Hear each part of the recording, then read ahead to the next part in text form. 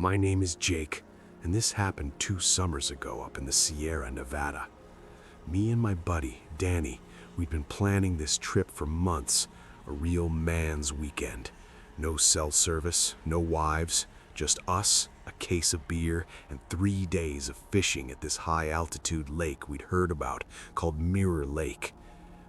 We got a late start on Friday. By the time we parked the truck at the trailhead and hiked the 6 miles in, the sun was already dipping behind the peaks. The lake was beautiful, just like they said, like glass. We found a flat spot about 50 yards from the shore, set up the tent and got a fire going. We were the only ones there. Total silence, except for the crackling fire and the occasional splash of a fish. We'd been drinking for a couple of hours, just bullshitting about work and sports, when I heard it. A sound that didn't fit. It was a high-pitched giggle, a kid's giggle. It came from the tree line behind us, deep in the woods. I froze and looked at Danny. He'd heard it too. He laughed, but it was a nervous laugh. Probably a fox or something. They sound crazy sometimes, he said. I nodded, but I knew what a fox sounded like. That wasn't it. We tried to shake it off, but the mood was broken. We killed the fire and got in the tent. I woke up in the middle of the night. I had to take a leak, bad. I unzipped my sleeping bag and crawled out of the tent. The air was cold and sharp. The moon was out, so I could see the whole lake and the meadow pretty well. I walked a few steps away from the tent and did my business. That's when I saw it. Across the lake, on the opposite shore, there was a light. Not a campfire, but a single, steady light, like a lantern. I stared at it for a good minute. I knew we were the only ones here. The ranger at the trailhead had said the lake was empty this weekend. So who the hell was that? I went back in the tent and shook Danny awake. "Danny, there's someone over there, on the other side." He was groggy and annoyed. Probably just another camper, man. Go back to sleep. I told him the ranger said the place was empty. He just grunted and rolled over. I laid there, staring at the tent ceiling, until I finally fell asleep. The next morning, the sun was bright. I felt stupid for being scared in the dark. I told Danny about the light again over breakfast. He just shrugged. "We should go check it out," I said. "See if anyone's there." He agreed, mostly to shut me up. We hiked around the lake. It took about 45 minutes. When we got to the spot where I saw the light, there was nothing. No tent, no fire pit, no footprints, nothing. But then Danny pointed. "Look at that." There was a trail leading away from the shore, going up the mountain. It wasn't a hiking trail. It was just a path, like something had been pushing through the manzanita bushes for a long time. And on a branch, tied with a piece of old string, was a little kid's mitten. Now we were both weirded out. A mitten in the middle of summer at 10,000 feet? That's when we should have packed up and left. But instead, we looked at each other and decided to see where the trail went. Stupid. Real stupid. The trail switchbacked up a steep ridge. It was tough going. After about an hour, we came to a spot that opened up. It was a little clearing, tucked against the mountainside. And in the middle of the clearing was an old mine entrance. Just a black hole in the rock with a rotting wooden frame around it. And there, sitting on a rock right next to the entrance, was an old beat-up lantern. My stomach dropped. This was the light. I knew it. We stood there for a minute, just staring into the black hole. It was like looking into nothing. Then we heard it, that same giggle from the night before. But this time it was clearer, and it was coming from inside the mine. Danny grabbed my arm. "Let's get the hell out of here, Jake." I didn't argue. We turned and started hustling back down that trail. We were moving fast, almost running. We got about halfway down when we heard something behind us. Footsteps. Not running, but walking. Slow and steady. coming down the trail after us. We ran. We didn't look back. We crashed through the bushes, slid down the loose rocks, and didn't stop until we got to our camp. We were panting, scared out of our minds. We started tearing down the tent, throwing stuff in our bags. We just wanted to leave. We were so focused on getting out of there, we didn't notice it at first. The silence. The birds had stopped singing. Everything was dead quiet. Then Danny stopped moving. He was just staring at the tree line behind our tent. "Jake," he whispered. I looked. There was a man standing there, at the edge of the woods. He was thin, with long, dirty hair and a big, thick beard. His clothes were old and torn. He wasn't moving. He just stood there, staring at us. And in his arms, he was holding something. It was a little boy, maybe 5 or 6 years old. The boy's head was lolled back, his eyes were closed, and he was completely limp, dressed in dirty pajamas. The man took one step forward out of the trees. He didn't say a word. He just stared. We didn't even grab our packs. We just ran. We ran down that trail as fast as our legs could carry us. We didn't stop running until we got to the truck. We drove straight to the ranger station and told them everything. They sent a team up there. They found our camp. Our stuff was still there. They found the trail and the old mine, but there was no man, no kid. The ranger told us later that the area used to be an old mining town back in the 1800s. A family had lived up there. One winter, a father and his son went out to check their traps and never came back. A blizzard hit.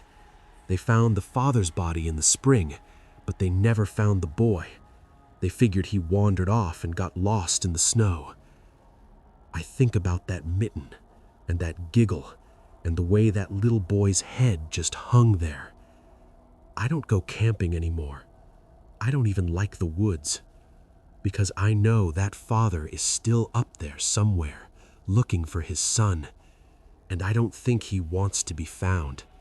He just wants company.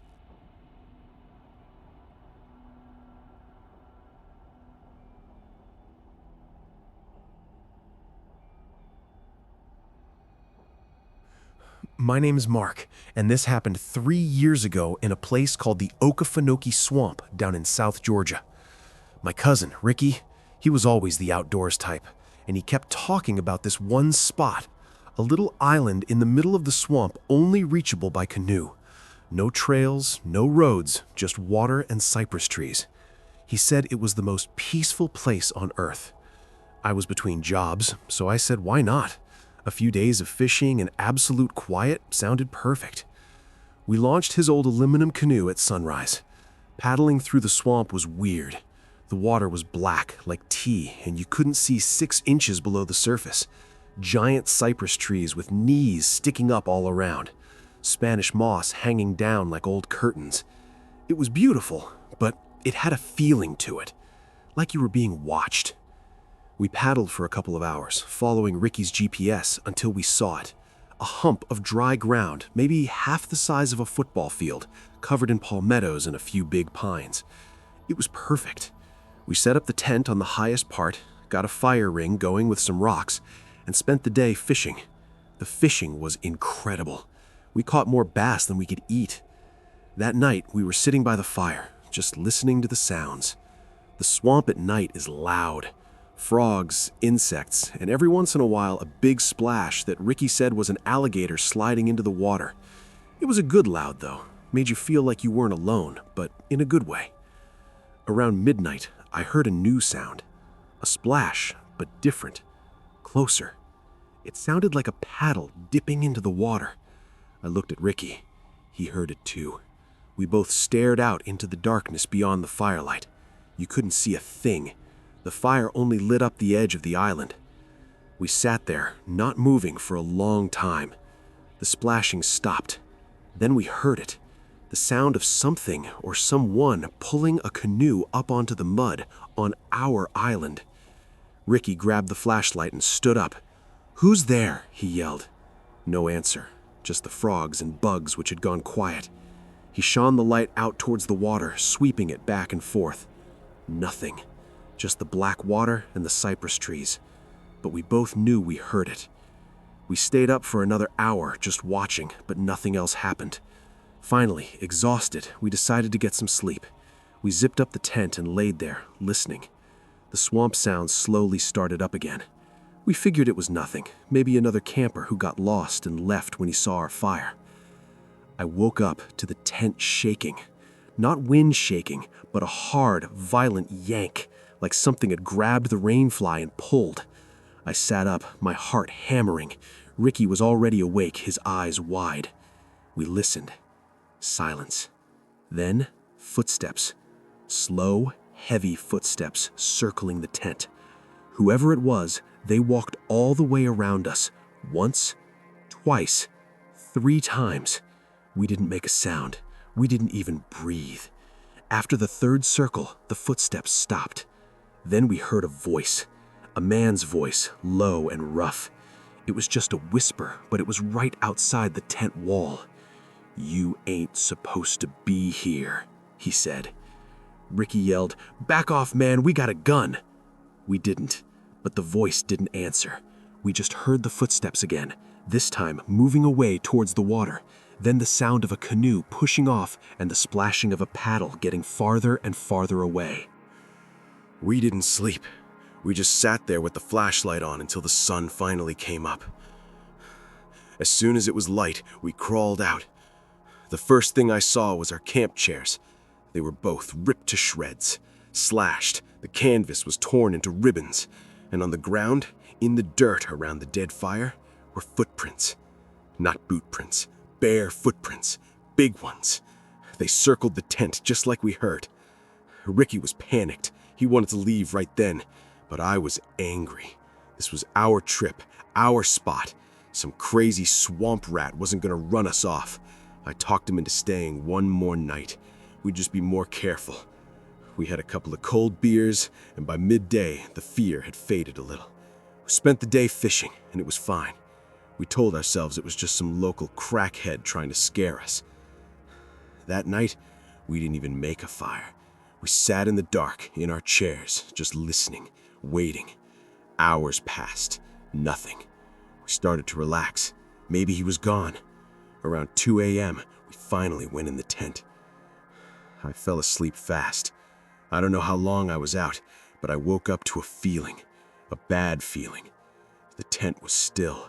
The swamp was quiet, completely quiet. Not a single frog, not an insect, nothing.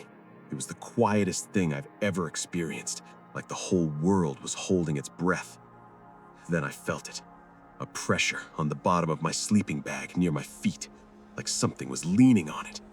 I looked down towards the foot of the tent. The moonlight was coming through the mesh so I could see a shape, a dark shape, crouched outside, pushing against the tent fabric.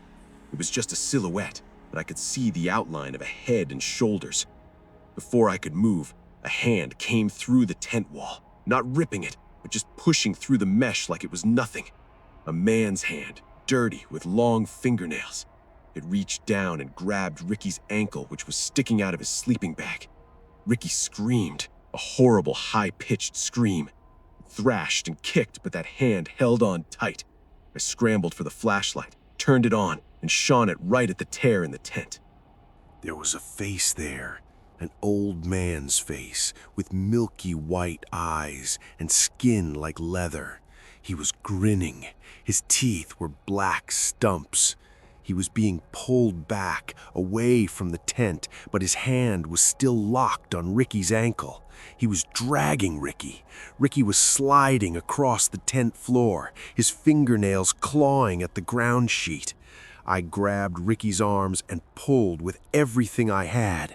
I was screaming at him to kick. We fought for what felt like a minute, pulling against this thing. Finally, with one last kick, Ricky's foot came free. His sock came off in the man's hand. We both fell backwards in the tent. We scrambled out the other side of the tent, through the door, not even unzipping it. We just tore our way out.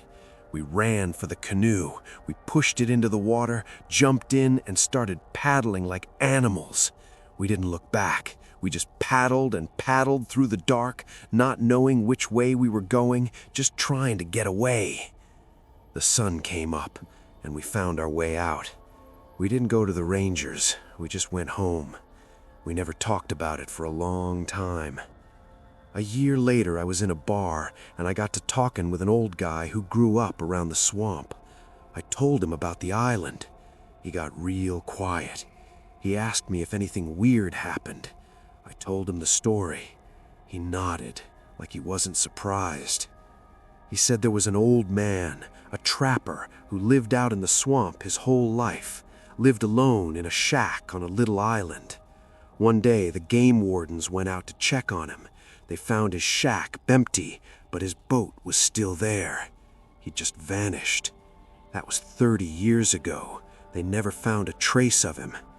The old guy in the bar said some folks think he's still out there, still on his island, and he doesn't like company.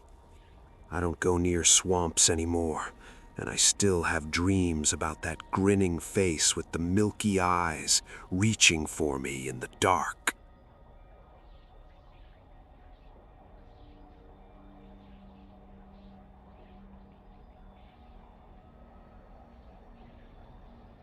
My name is Chris, and I want to tell you about the worst night of my life. This was last October, down in the desert outside of Tucson, Arizona. I'd been going through a rough patch. Lost my job, girlfriend split.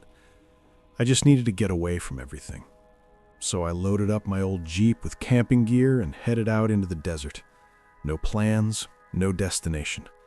Just drive until I found a spot that felt right.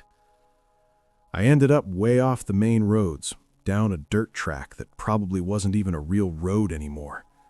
The sun was setting, painting the mountains orange and red.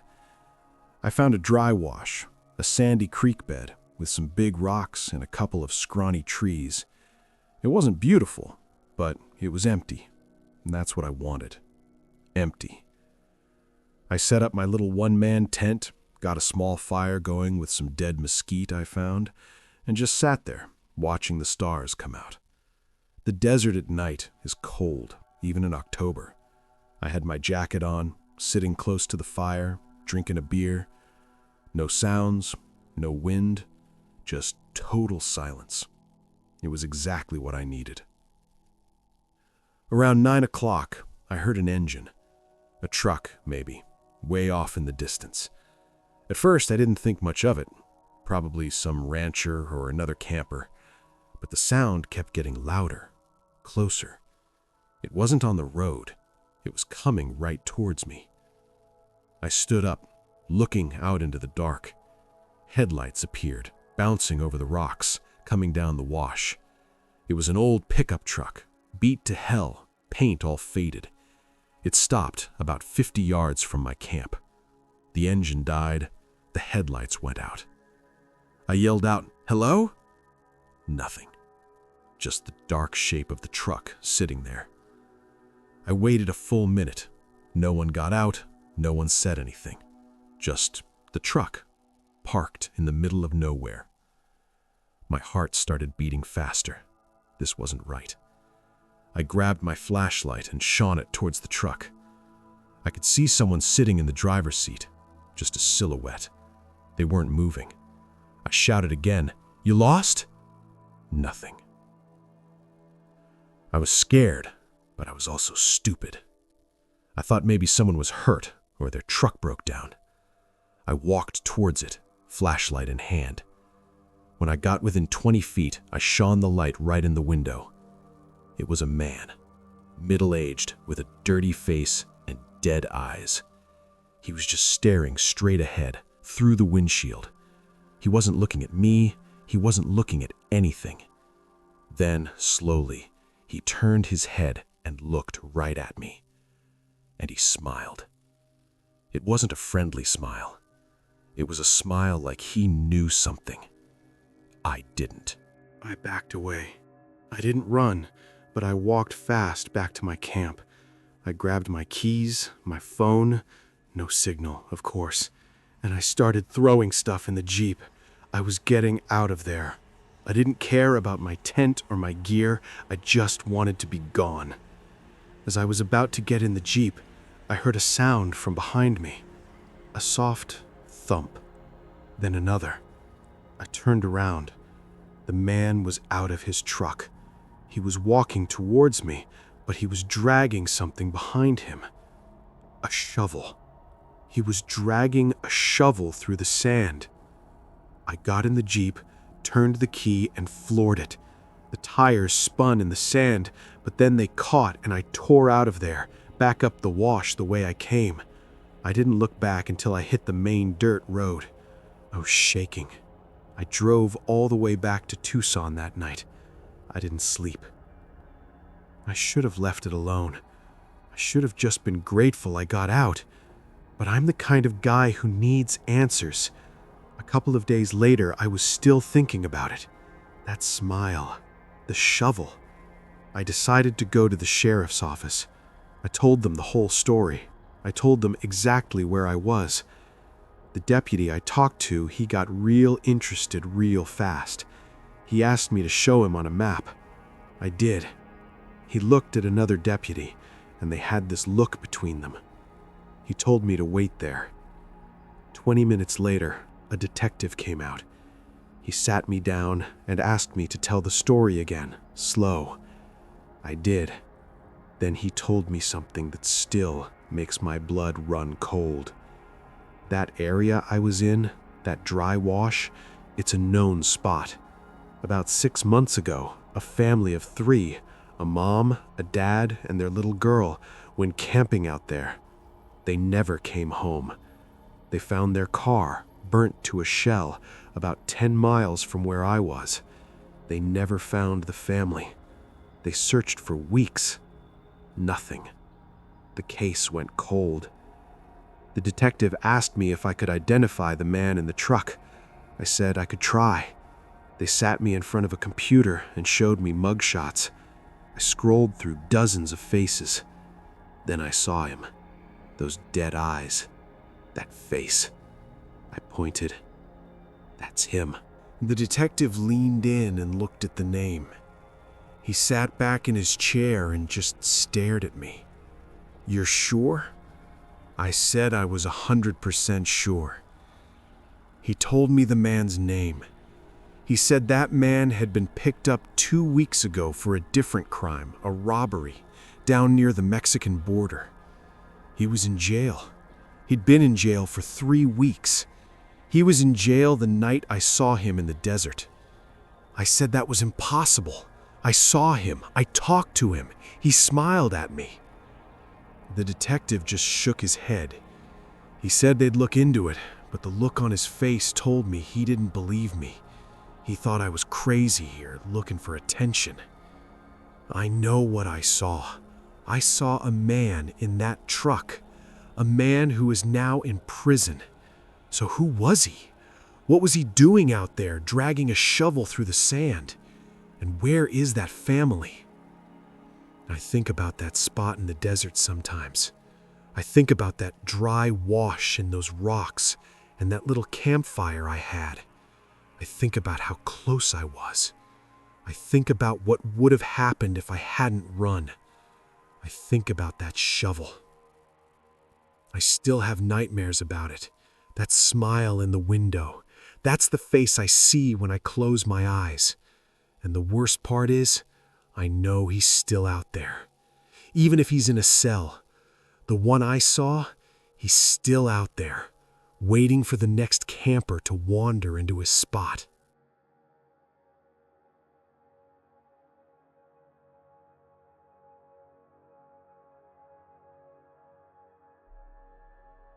My name is Tom, and this happened last spring in the Boundary Waters, up in northern Minnesota near the Canadian border. My older brother, Mike, he'd been trying to get me on this trip for years. He's the outdoorsy type. Me, I'm more of a city guy. But he kept saying I needed to see real wilderness before I died. So I finally said yes. We drove up to Ely, got our permits, and rented a canoe. We paddled for 6 hours through 3 different lakes with a couple of portages where you have to carry the canoe and all your gear over land. By the time we found the campsite Mike had picked, my shoulders were screaming, but the spot was worth it. A little peninsula of rock and pine trees jutting out into this glassy lake. No one else around for miles, just us, the water, and the woods. We set up the tent on a flat spot of pine needles, hung our food bag on a cable between 2 trees to keep it away from bears, and got a fire going. That first night was perfect. We cooked dinner, drank some whiskey, and watched the stars come out. No light pollution at all. Millions of stars. Mike was happy, I was happy, it was good. The next day, we went fishing, caught a few smallmouth bass for dinner. We explored the shoreline a little, found some old animal trails, but mostly just relaxed. That night, same thing, fire, whiskey, stars. Around midnight, we crawled into the tent and passed out. I woke up in the middle of the night. Had to pee. I unzipped my sleeping bag and crawled out of the tent. The air was cold and damp. The fire was just glowing embers. I walked down to the edge of the water, did my business, and was about to head back when I stopped. I felt it. That feeling you get when someone's watching you. I turned around and looked at the tree line behind our camp. At first, I didn't see anything, just dark trees. But then I saw it, a shape, standing between 2 pines about 50 feet back, just standing there, perfectly still. It was too tall to be a person and too thin. I stared at it for a solid minute.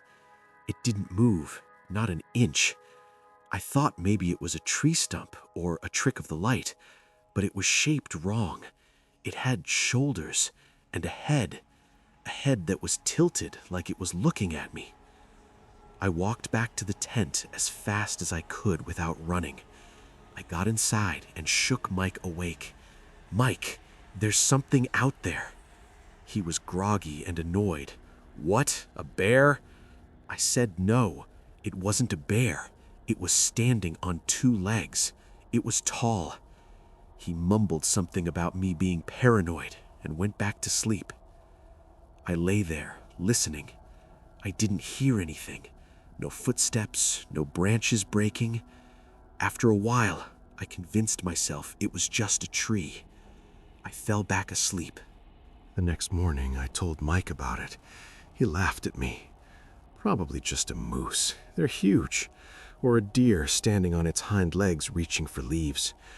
I wanted to believe him, so I did. We spent the day paddling to a different lake, exploring. It was beautiful. By the time we got back to camp, we were exhausted. We cooked dinner, had our whiskey, and went to bed early. I woke up again. Same feeling, that prickling on the back of my neck. I didn't need to pee. I just opened my eyes in the dark. The tent was pitch black. I listened. Nothing. Then I heard it. A soft scrape, like something dragging across the tent fabric. It was right outside my head, right on the other side of the nylon. I held my breath. Another scrape, this time lower, near my shoulder. Whatever it was circling the tent, just like in the stories. I reached over and grabbed Mike's arm. He woke up with a start. I put my hand over his mouth. "Don't move," I whispered. "It's here." We both lay there, frozen, listening. The scraping continued, slow, deliberate, around the back of the tent, around Mike's side. Then it stopped, right at the tent door. We heard breathing, deep, heavy breathing right outside the zipper. It was so loud, so close. Then we heard something else, a sniffing sound. It was smelling us through the mesh. This went on for what felt like an hour. The breathing, the sniffing. Then finally we heard it move away, the soft crunch of pine needles getting fainter and fainter. We didn't move. We didn't sleep. We just lay there until the sun came up. As soon as there was light, we crawled out. The first thing we saw were the footprints. They were all around the tent. Big footprints. Not bear prints, not deer prints. They looked almost human, but wrong. The toes were too long. The stride was too wide. They led from the tree line, circled our tent a dozen times, and then went back into the woods. We didn't say a word. We just started packing. We threw everything into the canoe, didn't even care if we broke stuff. We just wanted to be on the water. We pushed off and started paddling. We were about halfway across the lake when Mike stopped paddling. He was staring back at the campsite. "Tom," he said. I turned around. There it was, standing on the point where our tent had been, right at the edge of the water. It was tall, at least 7 feet, skinny, with long, gangly arms. It was covered in dark hair, but it stood on 2 legs like a man. Its head was too big for its body, and it was tilted, just like the night before, watching us. We paddled. We paddled harder than we ever had in our lives. We didn't look back again until we were around the point and the campsite was out of sight. We made it back to the ranger station that afternoon. We told them what we saw. The ranger, an old guy who'd worked there for 30 years, he just listened. He didn't laugh. He didn't tell us it was a moose. When we finished, he was quiet for a long time. Then he said, "You're not the first ones to come in here with that story. There's a reason we don't let people camp on that particular lake anymore. Officially, it's for watershed protection, but unofficially, we've had too many reports. Too many people leave early. Too many people come back looking like you do." He said the Native American tribes in the area have a name for it, a name that means the one who stands in the forest. They say it's been there forever. It watches, it follows, but it never attacks. It just waits and watches. I don't know what it was. I don't want to know. I just know I'll never go camping again. I live in the city now.